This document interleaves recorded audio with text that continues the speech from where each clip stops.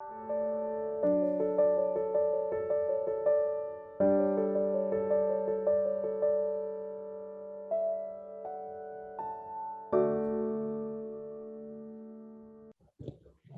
योग एंड हृदय रोग, और इसमें काफी वाइड है विषय, तो मैं थोड़ा सा संक्षिप्त में करूंगा। उसके बाद क्वेश्चन आंसर सेशन मेरा ख्याल है कि ज्यादा इंटरेस्टिंग होगा, इसलिए मैं पहले बिल्कुल ओवरव्यू ऑफ द सब्जेक्ट दूंगा। जहां से सवाल है योगाभ्यास का, और इसमें कई चीजें आती हैं, पर मैं जिसमें मैंने ज्यादा वर्क किया है वो ये है प्राणायाम, मेडिटेशन, इसके अलावा शंखनाद, ओम का उच्चारण, इसमें कुछ ज्यादा वर्क किया है, तो इसमें थोड़ा सा मैं ज्यादा प्रकाश डाला। सबसे पहले बात आती है प्राणायाम। प्राणायाम तो जैसा कि मैंने कुछ बुक्स में पढ़ा था, और काफी लंबे समय पहले की बात है कि कुछ लोगों से पूछते हैं भाई कि सबसे अच्छा, सबसे सरल तरीका क्या है ज्यादा जीवित रहने का, लॉन्गेविटी का सबसे सरल तरीका क्या है? तो मुनि जी ने कहा कि साहब वो बहुत सरल है, सिर्फ सांस लेते रहिए बस। जब तक आप सांस लेते रहेंगे तब तक आप जिंदा रहेंगे। तो कहने में तो बहुत सरल है कि सांस लेते रहिए, जिंदा रहिए, और बहुत सरल हो गया, पर वास्तव में क्या हम अपनी सांस लेने का तरीका, सही तरीके जानते हैं या नहीं जानते? क्योंकि हम तो एक सबकॉन्शियस माइंड में बिना किसी सोच के सांस लेते रहते हैं, इसलिए हमें कोई वॉलंटरी ऐच्छिक कोई एफर्ट की आवश्यकता नहीं पड़ती है। पर क्या हम जब हम बिना किसी वॉलंटरी एफर्ट के सांस ले रहे हैं, तो क्या वो सही तरीके से सांस ले रहे हैं या नहीं ले रहे हैं? तो एक शोध हुआ था, और कई शोध हुए, पता चला है कि हम लोग सामान्य सांस लेते हैं, सामान्य व्यक्ति सांस लेता है, तो वो पूरी तरह से नहीं रहता है, सांस का तरीका सही नहीं रहता है, और उसमें कई तरह की कमियां होती हैं।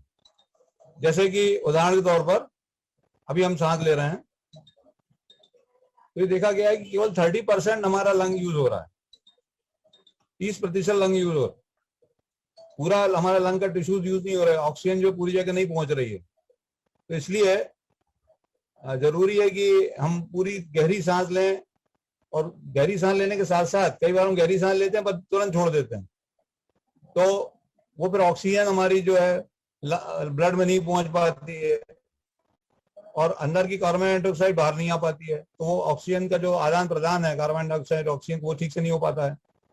इसके अलावा कई बार हम सांस की इस तरह से लेते हैं कि बहुत तेज तेज सांस लेने लगते हैं, गहरी गहरी सांस, और तेज तेज सांस लेने लगते हैं, उससे भी कार्बन डाइऑक्साइड ज्यादा मात्रा में निकल जाती है, ऑक्सीजन कम मात्रा में अंदर जाती है, तो एक तरह की एल्कलोसिस प्रोड्यूस हो जाती है। तो ये कई चीजें हैं जो कि हमारे श्वसन तंत्र को, जो बहुत हमारे प्रकृति ने बहुत सही तरीके से बनाया है, उसका हम ठीक से उपयोग नहीं कर पाते हैं, और शरीर में ऑक्सीजन की कमी हो जाती है, कई बार कार्बन डाइऑक्साइड की कमी हो जाती है, कई बार कार्बन डाइऑक्साइड की बहुतायत हो जाती है। तो ये सब चीजें हमारे हार्ट और ब्रेन और नर्वस सिस्टम पर खराब असर डालती है, और हार्ट का एनलार्जमेंट भी कई बार हो जाता है। तो यदि हम प्राणायाम की एक सही डेफिनेशन माने कि आखिर प्राणायाम होता क्या है, तो मेरे विचार से प्राणायाम एक श्वास प्रश्वास की एक सही तकनीक, सही तरीका होना चाहिए, जिसमें कि सही गति से सांस अंदर ली जाए, सही समय तक रोकी जाए, और सही समय तक धीरे धीरे छोड़ी जाए, और फिर छोड़ के थोड़ी देर रोकी जाए, ताकि अगला सांस ठीक तरीके से आ सके।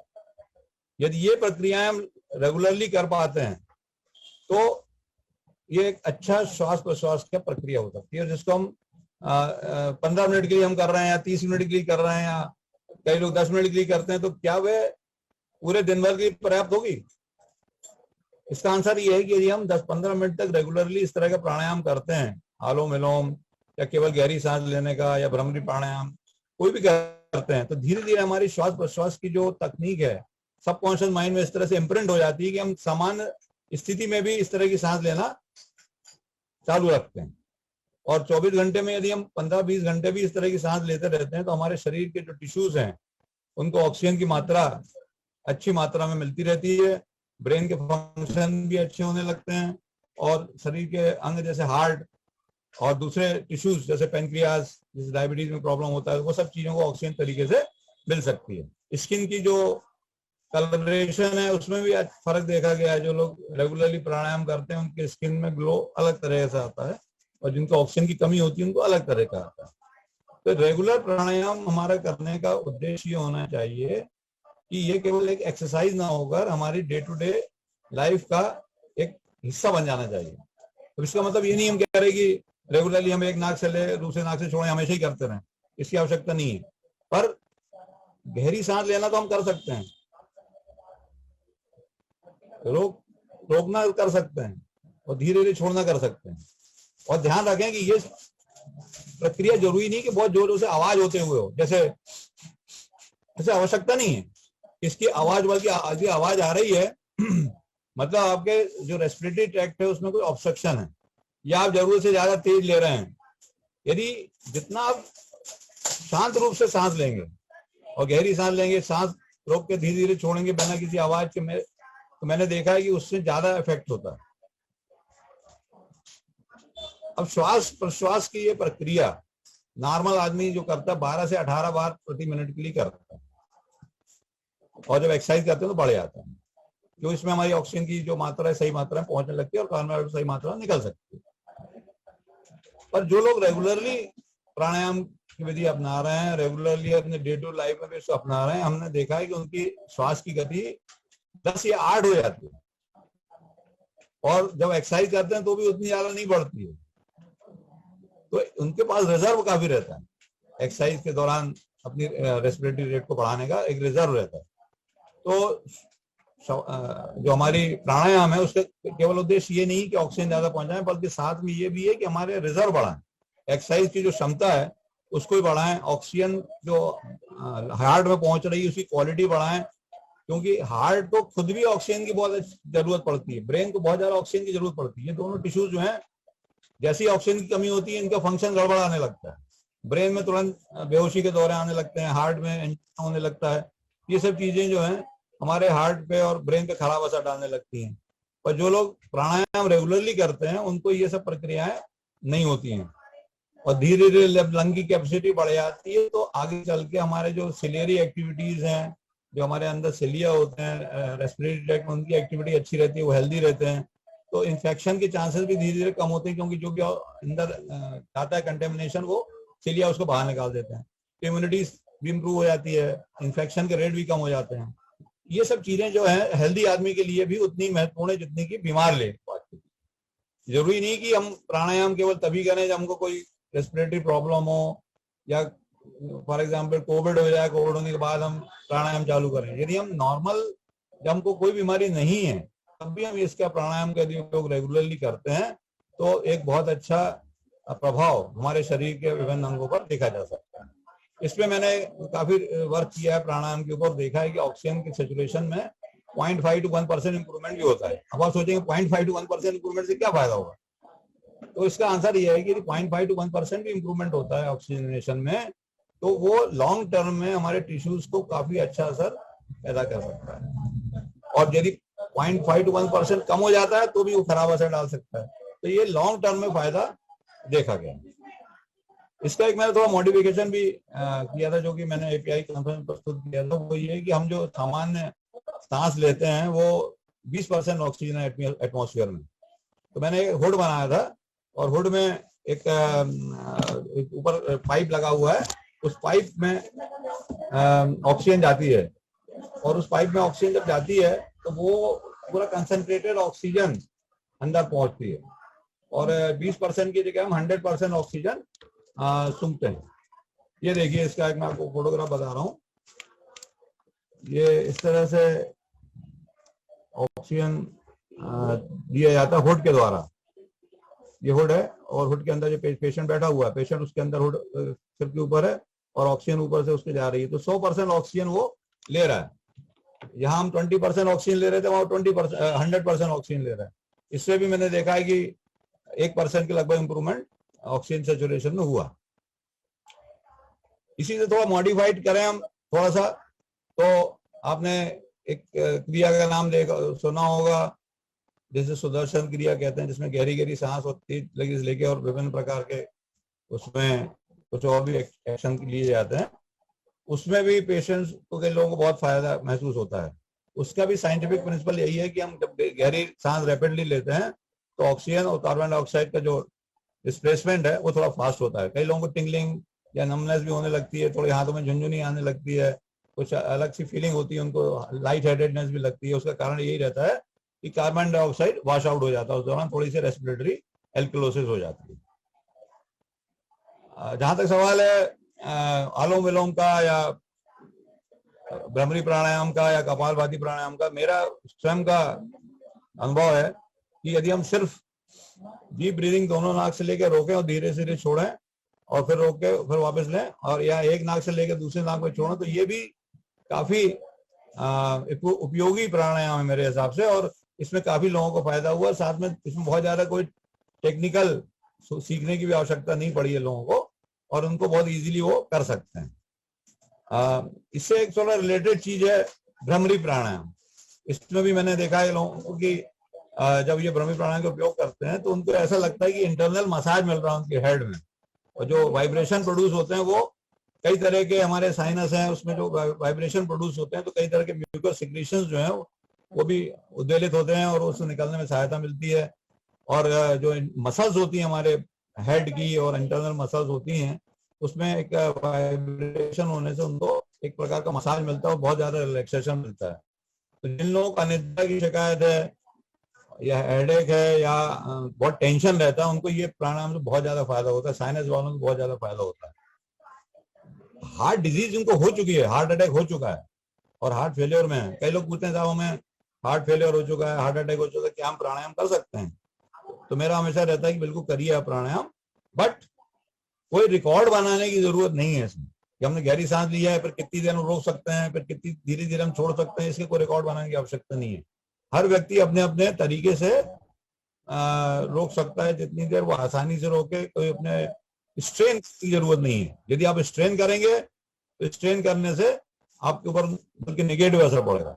प्लेजेंटली बिना किसी प्रॉब्लम के आप जितना प्राणायाम तरीके से कर सकते हैं वो आप करिए, उतना आपके लिए पर्याप्त है। हर व्यक्ति के लिए अलग अलग होता है। कोई एथलीट होगा वो बहुत देर रोक सकता है, कोई स्विमर होगा वो ज्यादा देर रोक सकता है। तो कोई आवश्यक नहीं कि हम बहुत लंबा लंबा रोकने की कोशिश करें। प्लेजेंटली पॉसिबल प्राणायाम हमारे लिए फायदेमंद होगा। इसी से एक मिलता जुलता होता है शंखनाद। शंख पे भी मैंने काफी प्रयोग किए हैं, जिसमें कि हमने देखा है कि जो लोग रेगुलरली शंख का नाद करते हैं और नॉर्मल तेज धड़कन रहती है वो इनसे कम हो जाती है, प्राणायाम के तरीके से कम हो जाती है। शंखनाद से भी तुरंत हार्ट रेट कम हो जाती है, ब्लड प्रेशर भी कम होता है। ब्लड प्रेशर और हार्ट रेट दोनों को कम करने का बहुत अच्छा तरीका है प्राणायाम और शंखनाद। अब ये तो उसी समय होगा जब हम कर रहे हैं, पर हम जब रेगुलरली इसको करते रहते हैं तो हमारे जो नर्वस सिस्टम है वो उससे मॉड्यूलेट हो जाता है, तो फिर लंबे समय तक उसका असर बना रहता है। यहाँ ध्यान रखें कि हम ओम, इसमें एक प्राणायाम यदि ओम प्राणायाम करते हैं, ओम को लंबा खींचकर जब उसको धीरे धीरे छोड़ते हैं तो उसके ज्यादा इफेक्ट होता है। तो स्टडी में मैंने पता किया कि जब हम सिर्फ ओम बोल लेते हैं ओम, तो उसमें उतना ज्यादा असर नहीं देखा गया। हार्ट रेट ऑनलाइन मॉनिटरिंग और बीपी और पल्स रिकॉर्ड हो रही थी, उसमें कोई खास असर नहीं पड़ा। और हम जब गहरी सांस लेके करते हैं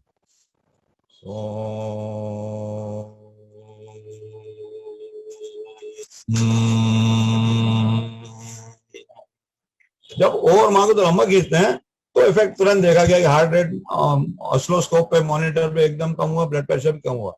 जब भी लंबे समय तक करते रहेंगे तो नेचुरल है कि हमारा जो हार्ट रेट और ब्लड प्रेशर कम होता है। और इसका वैज्ञानिक पहलू क्या है, आखिर क्यों होता है ऐसा? क्या केवल रिलीजियस है, क्या केवल ट्रेडिशनल है, क्या केवल वैदिक है? इसकी जो स्टडी हमने की उससे पता चला कि एक तरह का ऑटोनोमिक नर्वस सिस्टम होता है जिसको बोलते हैं पैरासिम्पैथेटिक, और पैरासिम्पैथेटिक के साथ में सिंपैथेटिक नर्वस सिस्टम। ये ऑटोनोमस नर्वस सिस्टम होता है, मतलब इसमें हमारा कंट्रोल नहीं रहता। जैसा मान से किसी चीज को उठा रहे हैं वॉलंटरी है, वॉलंटरी नर्वस सिस्टम कहलाता है। दूसरा जब हम सांस ले रहे हैं या कभी खांसी आती है, छींक आती है, वो ऑटोनोमस होती है, हमारे कंट्रोल में नहीं रहती। तो जो ऑटोनोमस प्रोसेस है वो इस तरह की होती है कि पैरासिम्पैथेटिक नर्वस सिस्टम जब एक्साइट होता है या डोमिनेट करता है तो हमारी हार्ट रेट और ब्लड प्रेशर कम हो जाता है। जब सिंपैथेटिक नर्वस सिस्टम ज्यादा स्टिमुलेट होता है तो हार्ट रेट ब्लड प्रेशर बढ़ जाता है। कहीं आपने देखा आप एंग्री हो गए, टेंशन में आ गए, एक्साइटमेंट हो गया, तो हमारा सिंपैथेटिक नर्वस सिस्टम एक्साइट हो जाता है और हमारे हार्ट रेट ब्लड प्रेशर बढ़ जाता है।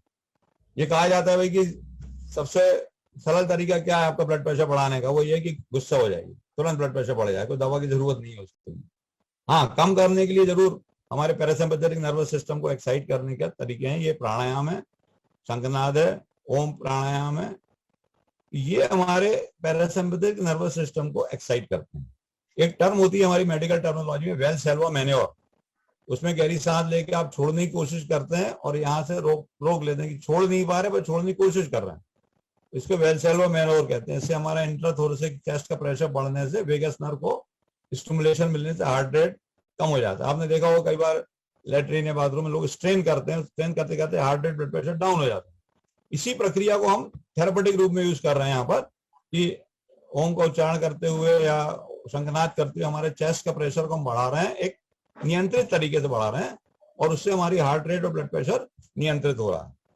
तो ये तो एक वैज्ञानिक पहलू हुआ। हमारे जो वैदिक रिचुअल्स थे, प्राणायाम और इसके अलावा शंखनाद, ओम का उच्चारण, उनका क्या फायदा साइंटिफिकली है। इसी से एक मिलती जुलती चीज है मेडिटेशन। ये भी हमने देखा कि मेडिटेशन जब करते हैं तो कई लोग बहुत ज्यादा स्ट्रेन करने लगते हैं मेडिटेशन करने में, तो उसका पर्पस सॉल्व नहीं होता फिर, और पर्पस सॉल्व न होने से कई बार दिक्कत होती है। जस्ट ए मिनट, मैं 5 मिनट बाद लगाता हूँ, 10 मिनट बाद, ठीक है? हाँ, नहीं कोई चिंता की बात नहीं, 10 मिनट बाद लगाता हूँ, ठीक है? हाँ। तो जब हम कोशिश करते हैं अपने हार्ट रेट को, ब्लड प्रेशर कंट्रोल करने की मेडिटेशन से, तो फिर हम ऑटोनोमिक नर्वस सिस्टम को एक्साइट करते हैं और ऑटोनोमिक नर्वस सिस्टम के सिंपैथेटिक पार्ट को कम करते हैं, पैरासिम्पैथेटिक को बढ़ा देते हैं। उससे हमारे को हार्ट रेट, ब्लड प्रेशर कम हो जाता है। इसके अलावा हमारे एक हाइपोथैलेमस पार्ट होता है ब्रेन का, जो कि इमोशंस को कंट्रोल करता है। तो मेडिटेशन के दौरान क्योंकि विभिन्न स्टिमुलाई, विभिन्न चारों तरफ से जो हमारी स्टिमुलस आ रहे हैं, आंख से, नाक से, कान से आवाजें आ रही हैं, लाइट आ रही है, ये सामान्यतः ये सब कट ऑफ हो जाती हैं। तो उसके कारण से हमारा नर्वस सिस्टम जो है काम डाउन हो जाता है। जब लंबे समय तक काम डाउन हो जाता है तो हमारी ये सब जो खराब चीजें हैं, ब्लड प्रेशर का बढ़ना, हृदय का बढ़ना और उत्तेजना होना, ये कम हो जाती है। तो अलग अलग लोग अलग अलग तरीके से मेडिटेशन करते हैं। कुछ लोग करते हैं अपने ये एक फिंगर को, उसको कंसंट्रेट करते हैं, कुछ लोग अपनी माथे की सेंटर के हिस्से को मेडिटेट करते हैं, अपने सांस को मेडिटेट करते हैं सांस के जरिए से। मैंने एक विधि निकाली जिसमें अपने स्वयं की हृदय गति को आप सुनते हुए मेडिटेट करते हैं। उसमें आप ऐसे कान पे लगा लेते हैं और इसको अपने चेस्ट पे लगा लेते हैं, यहाँ पर जहाँ हार्ट रहता है, और यहाँ पे स्टिकर से चिपका दिया जाता है उसको। तो स्टिकर चिपकाने के बाद आप आराम से लेट सकते हैं, बैठ सकते हैं, जैसा करना है। आंख बंद कर दीजिए। तो इसमें क्या होता है, जो हमारी हार्ट साउंड हैं, बहुत मिस्टीरियस साउंड होती है, लब डब लब डब लब डब। जो लोग डॉक्टर नहीं, उनके लिए बड़ी मिस्टीरियस साउंड होती है। और एक कहना चाहिए एक नेचर के म्यूजिक है जो भगवान ने हमारे लिए बनाया है, एक कैसेट हमारा है जो हमारे साथ बजता रहता है हमेशा। उस म्यूजिक को जब आप सुनेंगे तो आप उससे फैसिनेट हो जाएंगे। और चूंकि हमारा कान बंद हो गया तो बाहर के साउंड नहीं आ रही, आंख बंद है तो आगे बाकी स्टिमुलस नहीं आ रहे हैं, और हमारी एक डिवाइन हार्ट साउंड हमको दिखाई दे रही है। तो धीरे धीरे हम मेडिटेशन स्टेट में पहुंच जाते हैं और बहुत जल्दी इसमें मेडिटेशन होता है, रिलैक्सेशन बहुत अच्छा होता है। और इसको वापस आने का केवल एक तरीका होता है, अपने घर वालों को बोलने की, साहब इसका जो ये वाला है ऐसा थोड़ा घुमा दें, तब वो साउंड आना बंद हो जाती है और धीरे धीरे हम अपने मेडिटेशन स्टेट से वापस आ जाते हैं। तो वो सिंपल मेथड है, ऑस्कल्टेटरी मेथड फॉर मेडिटेशन। ये हमने प्रस्तुत किया था कॉन्फ्रेंस में और एपीआई में पब्लिश भी हुआ था जर्नल। मेडिटेशन जब रेगुलरली करते हैं तो नर्वस सिस्टम ना कि काम डाउन होता बल्कि विभिन्न हार्मोन्स का भी मॉड्यूलेशन होता है। ये देखा गया कि एड्रेनलिन और एड्रेनलिन का सिक्रीशन भी मेडिटेशन वालों का कम हो जाता है, उनकी टेंशन कम हो जाती है, उनकी एक्साइटमेंट कम हो जाता है, उनकी रिएक्शन टू सिचुएशन चेंज हो जाती है। क्योंकि अगेन क्वेश्चन ये आता है हम हमेशा मेडिटेशन थोड़ी कर सकते हैं 24 घंटे। तो मेडिटेशन तो हम 15 मिनट कर रहे हैं, 20 मिनट कर रहे हैं, कि आगे के जीवन में हमारा क्या फायदा है इसका। जब हमको एक्चुअल सिचुएशन को फेस करना पड़ेगा वहां हम थोड़ी मेडिटेशन करने बैठेंगे। उसका आंसर ये है कि जब हम रेगुलरली मेडिटेशन करते, रेगुलरली प्राणायाम करते हैं तो हमारा नर्वस सिस्टम इस तरह का मॉड्यूलेट हो जाता है, इस तरह का चेंज हो जाता है कि वो रीसेटिंग हो जाती है हमारे माइंड की, बैरो रिसेप्टर्स की, कि वो ज्यादा एक्साइटमेंट के बावजूद आपका हृदय गति ज्यादा नहीं बढ़ने देते, आपको ज्यादा एक्साइट नहीं होने देते। सिचुएशन तो देखिए चेंज होगी नहीं, पर रिएक्शन टू सिचुएशन चेंज हो सकती है। रिएक्शन जो सिचुएशन जब चेंज हो सकती है तो वो उसके जो खराब इफेक्ट्स हैं वो कम हो जाते हैं, और वही तो हम चाहते हैं। जो ट्रैंक्विलाइजर्स हैं, विभिन्न प्रकार की स्लीपिंग पिल्स हैं, वो आपको सुला देती हैं, आपके माइंड को काम डाउन कर देती हैं, पर वास्तव में वो भी सिचुएशन को थोड़ी ना बदलती। और साथ में साइड इफेक्ट तो होते ही हैं ट्रैंक्विलाइजर्स के, एडिक्शन हो जाता है और भी कई चीजों साइड इफेक्ट्स होते हैं हार्ट पे और विभिन्न अंगों पे, पर इसका कोई साइड इफेक्ट नहीं है। ये जो हम मेडिटेशन कर रहे हैं, प्राणायाम कर रहे हैं, कोई साइड इफेक्ट नहीं है। कॉस्ट के बारे में जाएं तो कॉस्ट आप देख लीजिए, लॉन्ग टर्म में आप ट्रैंक्विलाइजर लेंगे, लॉन्ग टर्म आप कोई भी इस तरह की दवाएं लेंगे तो कॉस्टली भी पड़ेंगी। ये आपकी मेथड जो है बिना किसी कॉस्ट के हैं और प्लेजेंट है, सेंस ऑफ वेल बीइंग भी मिल जाता है। तो सवाल ये उठता है कि हमारे जो मेडिटेशन और प्राणायाम की टेक्निक्स हैं, इनको हम सोफिस्टिकेटेड कैसे बना सकते हैं, कैसे उनको रिफाइन कर सकते हैं। यही मैंने कोशिश की अपने रिसर्च वर्क के जरिए से, किससे कैसे उनको ज्यादा इफेक्टिव बनाया जा सकता है। जैसे मैंने आपको बताया कि यदि हम लंबा खींचते हैं ओम को, शंखनाद को लंबा करते हैं, मेडिटेशन को इस तरह से करते हैं जैसे अपन ने डिस्कस किया, तो मेरे अनुभव में मैंने देखा कि ये जो खराब इफेक्ट्स हैं वो काफी हद तक कम हो सकते हैं और लॉन्ग टर्म में हम उनको बेनिफिट मिल सकता है। एक और इम्पोर्टेंट पार्ट है शवासन का, जो बताना चाहूंगा कि शवासन एक बहुत ही इंपॉर्टेंट आसन है। इसमें लोग तो सोचते हैं कि साहब हम क्या सो जाएंगे, नहीं, ये सोना नहीं है, it is not going to sleep, पर हमारे हर मसल्स को बायो फीडबैक के जरिए से धीरे धीरे रिलैक्स करने का एक तरीका होता है। जो टो से लेके हम ऊपर तक जाते हैं, धीरे धीरे सब मसल्स रिलैक्स हो जाती हैं, और रिलैक्स होने से जो हमारा नर्वस सिस्टम है वो काम डाउन हो जाता है, ब्लड प्रेशर काफी कम हो जाता है। तो कई स्टडीज हुई हैं हमारे कंट्री में भी और बाहर भी, जिसमें देखा गया है कि लंबे समय तक शवासन जो रेगुलरली करते हैं उनका रक्तचाप और पल्स रेट काफी कम हो जाता है। और ये दोनों चीजें बहुत इंपॉर्टेंट है, क्योंकि हार्ट की जो ऑक्सीजन की रिक्वायरमेंट है वो कम हो जाती है, और उसके कारण से जिनको एंजाइना हो रहा है वो शवासन में लेट जाते हैं एंजाइना के दौरान, तो ऑक्सीजन की रिक्वायरमेंट कम हो जाती है। दवा के साथ साथ ये करें तो बहुत ज्यादा फायदेमंद हो सकता है।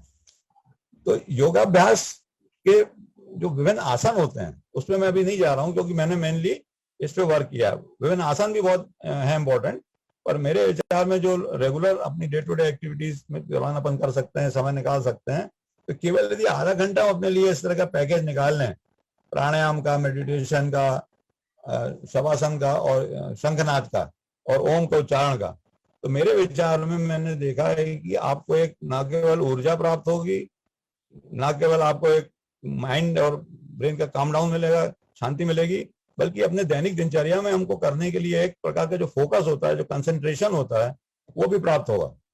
तो न केवल फिजिकल स्वास्थ्य के लिए बल्कि मेंटल इंप्रूवमेंट के लिए भी ये विधियां बहुत ही महत्वपूर्ण है। मैं अपने स्वयं के अनुभव से आपको बता सकता हूं कि आप यदि इसको रेगुलरली करेंगे तो आपको ज्यादातर कोई दवाओं की आवश्यकता ट्रैंक्विलाइजिंग इफेक्ट के लिए या नींद के लिए नहीं पड़ेगी। एक लोग कहते हैं साइड इफेक्ट होते हैं दवाओं के, यहाँ पे तो यूजफुल साइड इफेक्ट्स हैं। इन चीज के यूनिवर्सल साइड इफेक्ट्स क्या है, मैंने कई मरीजों को जो जिनको दूसरे काम के लिए दिया था, उन्होंने बताया कि साहब हमारा माइग्रेन गायब हो गया। तो माइग्रेन भी एक प्रकार का साइकोसोमेटिक प्रॉब्लम है। इसके अलावा कई लोगों की एस्थेमेटिक टेंडेंसी कम हो गई, क्योंकि ये भी साइकोसोमेटिक है। अल्सर भी एक प्रकार का साइकोसोमेटिक प्रॉब्लम, वो भी कम हो गया उसकी संख्या। कॉन्स्टिपेशन, इरिटेबल बाउल सिंड्रोम, इसमें भी काफी अच्छा असर इसमें देखा गया है। तो रेगुलरली योगाभ्यास करने से मेरे विचार में आपको नियमित रूप से यदि करते हैं तो आप बहुत ही ज्यादा न केवल स्वस्थ रहेंगे बल्कि लॉन्गेविटी पे भी अच्छा असर देखा गया। जो हमने स्टडी की है, जैसे गायत्री मंत्र के ऊपर स्टडी किया है, जिसमें हमने कुछ फैमिलीज को पिकअप किया था कि कुछ फैमिली जो कि गायत्री मंत्र का रेगुलर पार्ट करती थी, कुछ नहीं करती थी। उन फैमिलीज में जिनमें गायत्री मंत्र का रेगुलर पार्ट होता था, ये देखा गया कि उनकी फैमिली की लॉन्गेविटी ज्यादा थी और उनमें incidence of high blood pressure और साथ में हार्ट अटैक्स भी कम देखे गए। अब ये केवल हो सकता है कुछ और भी एडिशनल चीजें हों, जैसे डाइट है, मेंटल मेकअप है, जेनेटिक है, ये भी हो सकता है साथ में एडिशनल, पर ये चीज जो साथ में थी वो भी बहुत इंपॉर्टेंट है। सर मुझे एक बात बहुत अच्छी लगी जो आपने प्राणायाम, शंखनाद, मेडिटेशन के बारे में बताया।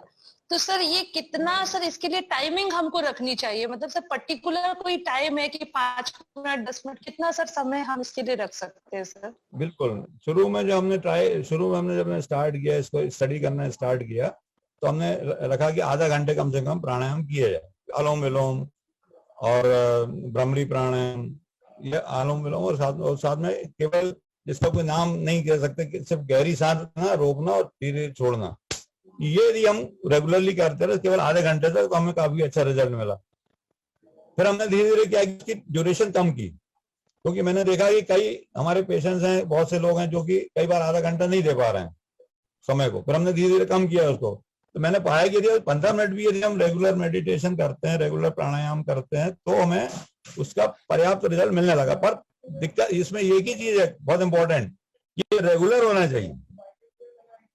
इसमें कोई भी किस्म का एब्सेंस ही नहीं होना चाहिए कि आज किया कल नहीं किया परसों नहीं किया, ऐसा नहीं। यदि आपने टाइम तो इसलिए हम उसको नहीं करना चाहिए। खाली पेट में या मॉर्निंग आवर्स में हम फ्रेश भी रहते हैं और बाकी वातावरण भी सही रहता है, तो सुबह करने से मैंने देखा कि बहुत ज्यादा फायदेमंद होता है। और इसमें पोस्चर की भी इंपॉर्टेंस है। सिटिंग पोस्चर सबसे अच्छा होता है, क्योंकि इसमें हमारा पूरा गुरुत्वाकर्षण शक्ति जो है हमारे डायफ्राम को पूरा नीचे तक ले जाती है, हमारे लंग की कैपेसिटी बढ़ाती है। वही चीज हम जब लेट के करते हैं तो हमारे एब्डोमेन के ऑर्गन ऊपर चढ़ जाते हैं और पूरा हमारा लंग पूरा खुलता नहीं है। तो आपने देखा होगा जो मरीज होते हैं जो लेटने में उनको सांस में ज्यादा दिक्कत होती है, जो बैठ जाते हैं उनको सांस में आराम मिलता है। तो प्राणायाम का भी वही प्रिंसिपल है। सिटिंग पोजीशन में जब प्राणायाम करेंगे तो हमारा ज्यादा इफेक्ट हमको मिलेगा। मैं ये पूछना चाह रही हूँ कि अक्सर मैंने सुना, मतलब पढ़ा भी है कि जो हार्ट पेशेंट होते हैं उनको सूर्य नमस्कार और भस्त्रिका प्राणायाम नहीं करना चाहिए। तो इसके बारे में सर आपका सजेशन मैं जानना चाहती हूँ कि इसमें सत्यता है क्या? सूर्य नमस्कार नहीं कर सकते क्या हार्ट पेशेंट?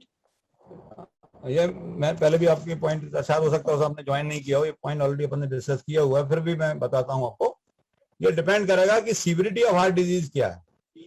यदि मान लीजिए हार्ट डिजीज बहुत सीवियर है, पेशेंट सीवियर हार्ट फेलियर में है, उसको सूजन है पूरे शरीर में, सांस की गति जो है 25 से ज्यादा चल रही है, ऑक्सीजन सेचुरेशन काफी कम है और उसको सांस लेने में बहुत ज्यादा परेशानी हो रही है, तो उस स्थिति में तो ये तरह के प्राणायाम उनके लिए ना तो संभव होंगे ना ही उनके लिए फायदेमंद होंगे। पर जो जिन लोगों को हार्ट अटैक हो चुका है, अब हार्ट अटैक से रिकवर हो चुके हैं और आज की तारीख में केवल वो दवाएं ले रहे हैं और बाकी अपनी डे टू डे एक्टिविटी उनकी दैनिक दिनचर्या वो आराम से कर पा रहे हैं, तो उनको किसी किस्म की बंदिश इसमें नहीं है। हाँ, ये बात ध्यान रखें कि जैसे मैंने बताया था पहले भी कि कोई भी योग का आसन या प्राणायाम या मेडिटेशन करते हुए ध्यान रखें कि अपनी लिमिट के अंदर ही करें उसको। अपने बगल वाले की उसकी नकल ना करें कि वो तो 1 मिनट तक रोक सकता है सांस, तो मैं भी 1 मिनट तक सांस रोक लूंगी। नहीं, हर व्यक्ति का अलग अलग वो रहेगी कैपेसिटी और उसको अपनी कैपेसिटी के हिसाब से करे, जितने में उसको स्ट्रेन ना पड़े, उसके चेहरे पे स्ट्रेन के भाव आने लगे, मतलब मान के चलें कि वो सही तरीके से नहीं कर रहा है। ये हमें प्रेजेंटनेस देना चाहिए, ना कि केवल कोई रिकॉर्ड बनाने की हमें कोई आवश्यकता है। तो आपका सवाल का आंसर यही है कि यदि सामान्य हार्ट डिजीज है जिसमें कोई प्रॉब्लम तो आराम से कर सकते। Thank you sir. सर एक बात और पूछना चाह रही थी सर, एंजियोप्लास्टी कराने के बाद बाईपास सर्जरी कराना जरूरी होता है क्या, या एंजियोप्लास्टी हो गई तो? नहीं, ऐसा जरूरी नहीं कि एंजियोप्लास्टी के बाद बाईपास सर्जरी हो ही। यदि एंजियोप्लास्टी आगे चल के 10-12 साल बाद ब्लॉक हो जाती है और साथ में कुछ और आर्टरीज भी ब्लॉक हो जाती हैं जो पहले ब्लॉक नहीं थी, और 3 या 3 से ज्यादा आर्टरी ब्लॉक मिलती हैं स्टेंट ब्लॉक होने के साथ साथ, तो फिर उनको बाईपास कराना बेहतर रहता है। पर यदि वही स्टेंट ब्लॉक हो जाता है जो पहले स्टेंट लगाया गया था वही ब्लॉक हुआ केवल और बाकी आर्टरीज ठीक है, तो उनको उस स्टेंट को फिर से खोला जा सकता है। ठीक सर, उसमें फिर बाईपास की जरूरत नहीं। हाँ, hello doctor R S Sharma ji, बहुत बहुत धन्यवाद। अब अच्छा सत्र चल रहा है। मेरे 2 छोटे छोटे प्रश्न हैं। आपने बीच में उल्लेख किया या बाद में कि यदि हम नियमित रूप से ना करें या असुविधा हो या इरेगुलरिटी हो तो हार्ट का साइज बढ़ जाता है, तो ये प्रोसेस फ्लेक्सिबल है, घटती बढ़ती है या ठीक हो जाती है? हार्ट का साइज एक बार बढ़ जाता तो क्या घट जाता है क्या? दूसरा सवाल है कि प्राणायाम और ये अपना मेडिटेशन ध्यान में बारीक अंतर क्या है? Thank you sir. पहले सवाल पे आते हैं कि हार्ट का साइज घटता बढ़ता है या नहीं। जी, हार्ट का साइज घटता बढ़ता जरूर है, पर उतना नहीं कि जितना फुग्गा कम ज्यादा होता है। फुग्गे को हम फैलाने पर कम हो जाता है, वो एक अलग इशू है। हार्ट का साइज एक लिमिट तक बढ़ा है तो वो वापस आ सकता है। अच्छा, फॉर एग्जाम्पल उदाहरण के तौर पर बता रहा हूँ, मान लीजिए किसी को हाई ब्लड प्रेशर है और हाई ब्लड के कारण से हार्ट मोटा हो गया है, साइज बढ़ गया उसका, मोटापा आ गया, मोटापा ज्यादा आ गया है, साइज एक्सरे में तो ज्यादा दिखेगा ही और उसमें भी ज्यादा दिखेगा। उनका यदि ब्लड प्रेशर हम कंट्रोल कर लेते हैं तो हार्ट का साइज फिर से नॉर्मल और थिकनेस नॉर्मल आ जाती है। जिन लोगों के वॉल के प्रॉब्लम है, जिनका वॉल में डिफेक्ट है, उनका वॉल हम यदि रिप्लेस कर देते हैं हो जाता है, धीरे धीरे हार्ट का साइज वापस आ सकता है।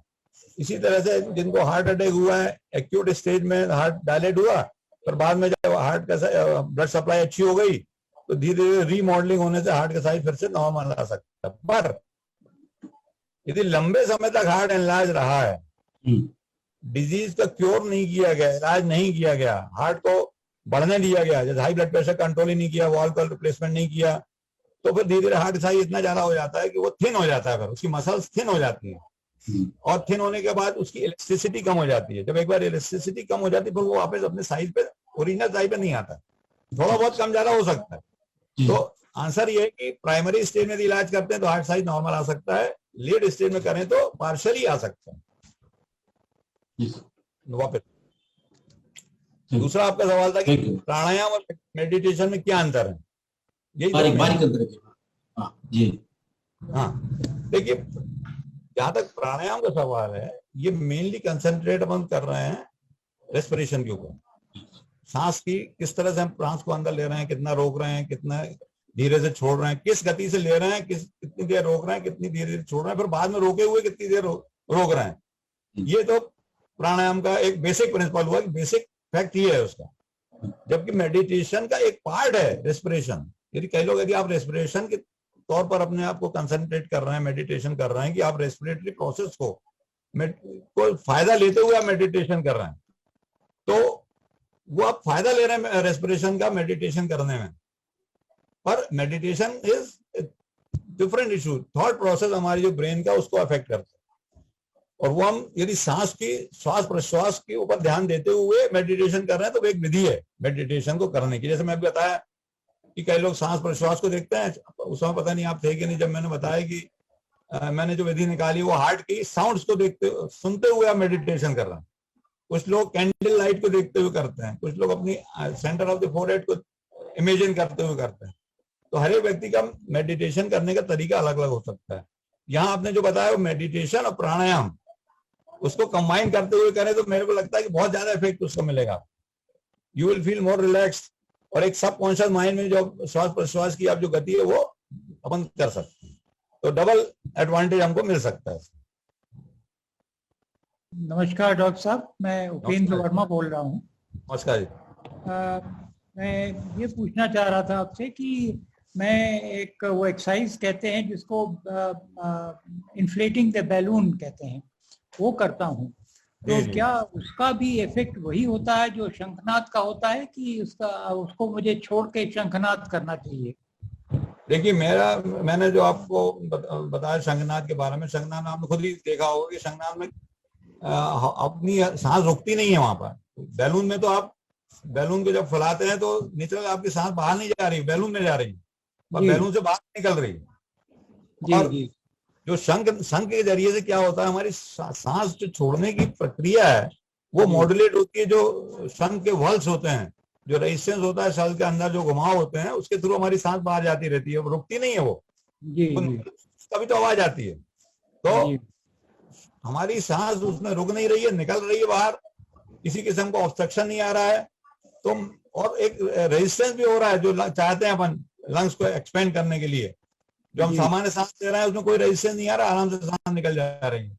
पर शंख के थ्रू हम जब करते हैं तो हमारी लंग्स को थोड़ा सा रेजिस्टेंस मिलता है, हमारे शंख जो है वापस थोड़ा प्रेशर लगाते हैं उसको निकालने के लिए, तो हमारे लंग्स की मसल्स की थोड़ी एक्सरसाइज होती है। तो वो मेरे हिसाब से बैलून के मुकाबले में शंख का ब्लोइंग ज्यादा फायदेमंद। जी, थैंक यू डॉक्टर साहब। डॉक्टर शर्मा, हमारे जो ग्रुप है उनमें भी वहां से कई हमारे जो मेंबर्स हैं उन्होंने भी बहुत सारे प्रश्न किए सर। उनमें से एक प्रश्न मैं आपके सामने रखना चाहती हूँ सर।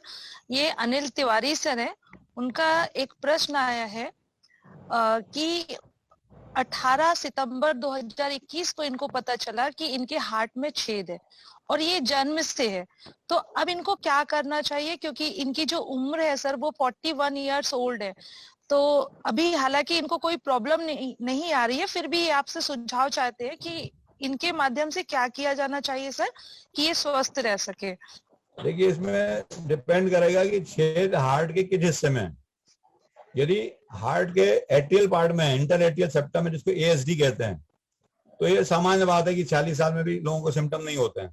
बहुत से लोगों को सिम्टम नहीं होते, कई लोगों को 60 साल भी हो जाता है तो सिम्टम नहीं होते, बाद में सिम्टम आना चालू होते हैं।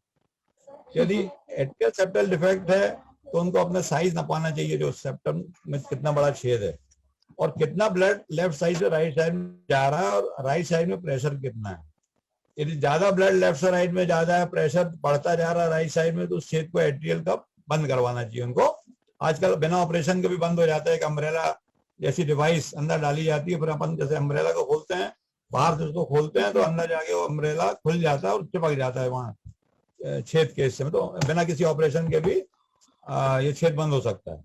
पर यदि नीचे वेंट्रिकल में है और डिफेक्ट बहुत छोटा है तो यदि वो बंद हो जाता है तो फिर उसमें कई बार ऐसा देखा गया है कि जब बहुत छोटा छेद है तो कोई प्रॉब्लम नहीं, बड़ा छेद है तो अभी तक कुछ ना कुछ सिम्टम हो जाना चाहिए थे इनको, जो नीचे वाला छेद होता है। पर कभी कभी नहीं भी होते सिम्टम, तो फिर उस समय हमको ऑपरेशन की जरूरत नहीं है। केवल इन्फेक्शन के समय हमें कोई एंटीबायोटिक का कोर्स देना चाहिए। कोई ऑपरेशन हो या किसी किस्म की कोई सर्जिकल इन्फेक्शन हो रहा हो, उस समय हमको एंटीबायोटिक का कोर्स देना चाहिए।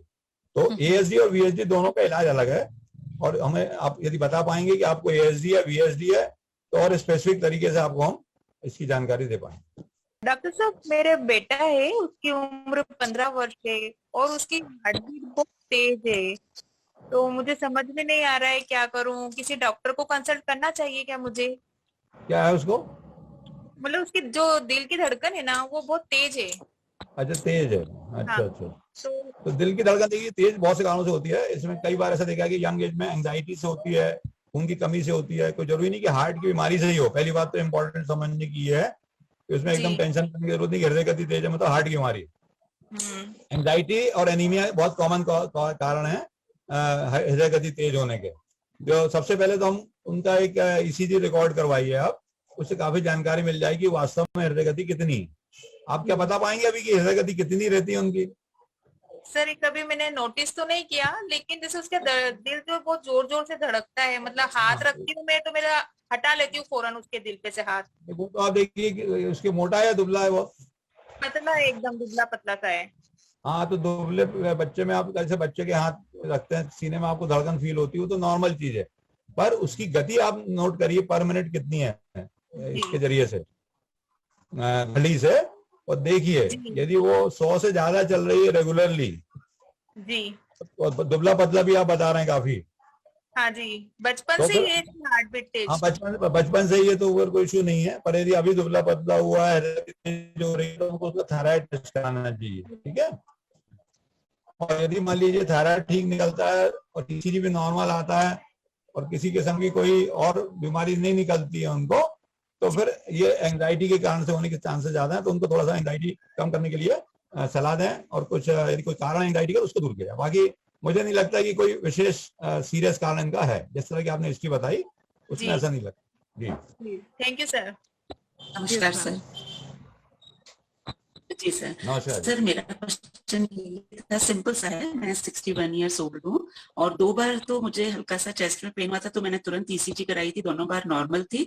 बस मैं ये जानना चाहती हूँ कि आगे फ्यूचर के लिए हमको क्या किसी तरह के टेस्ट कराने चाहिए रेगुलरली, कि हार्ट का पता चल सके कि किस पोजीशन में है, कितने कितने समय में क्या क्या करा के हमें पता करना चाहिए कि सडन प्रॉब्लम कोई ना आए। बहुत अच्छी।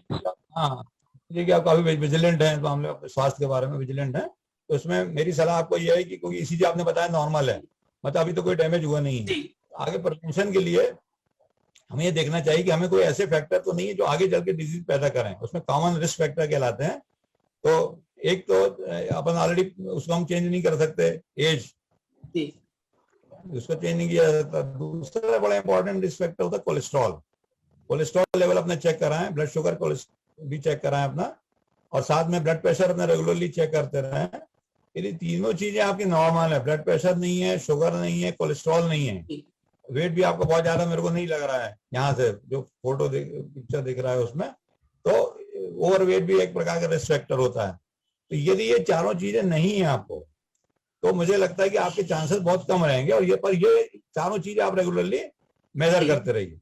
पर यदि आपको कभी ऐसा चेस्ट पेन होने लगे जो कि चलने में बढ़ता है, जब आप सीढ़ी चढ़ते हैं, प्लेटफॉर्म चढ़ते हैं, ऊंचाई चढ़ते हैं, उस समय आपको चेस्ट पेन आता है, और चाहे रेस्टिंग आपका नॉर्मल भी है पर एक्सर्शन के दौरान पेन होता है, तो मेरी सलाह आपको रहेगी कि साल में एक बार अपना ट्रेडमिल टेस्ट जरूर कराएं। TMT treadmill test, okay sir. My BP always remains 80-120 and no sugar I have. हाँ ठीक है, तो बहुत अच्छी बात है। तो टीएमटी भी एक बार इसलिए करा लें कि इसको फायदे होंगे। एक तो ये कि कितनी शारीरिक एक्टिविटी आपके लिए सुरक्षित है वो आपको प्रमाणीकृत हो जाएगा, तो उतनी शारीरिक एक्टिविटी आराम से आप कर पाएंगे। जैसे टीएमटी में आप 15 मिनट दौड़े मान लीजिए, तो आप डे टू डे एक्टिविटी में 15 मिनट तेज चलने के अधिकारी हैं, और उसमें आपको कोई किस्म की परेशानी नहीं होगी। दूसरा फायदा ये होगा कि टीएमटी के दौरान यदि ब्लड प्रेशर बढ़ जाता है दौरान, तो आपको पता चल जाएगा कि इतना एक्सरसाइज करने में हमारा बीपी इतना बढ़ा, चाहे रेस्टिंग हो नॉर्मल हो। कभी कभी हृदय अनियमित हो जाती है एक्सरसाइज के दौरान, वो चीज भी टीएमटी में हमें पकड़ में आ जाएगी। तो मेरी आपको सलाह यह है कि आप बहुत ज्यादा यदि इसको रूल आउट कराना चाहते हैं हार्ट डिजीज को, तो साल में एक बार टीएमटी कराना आपके लिए फायदेमंद। इको 2D तो नहीं जरूरत? 2D इको में वही बताया कि वो तो रेस्टिंग होता है, मतलब रेस्ट के समय आराम से लेटे रहते तब होता है। तो ईसीजी में चेंजेस नहीं आए तो बहुत कम चांसेस हैं कि इको में कोई खास चेंज आए, जब तक कि हार्ट में डैमेज ना हो चुका हो। हार्ट में डैमेज हो चुका होगा तो ईसीजी में आएगी।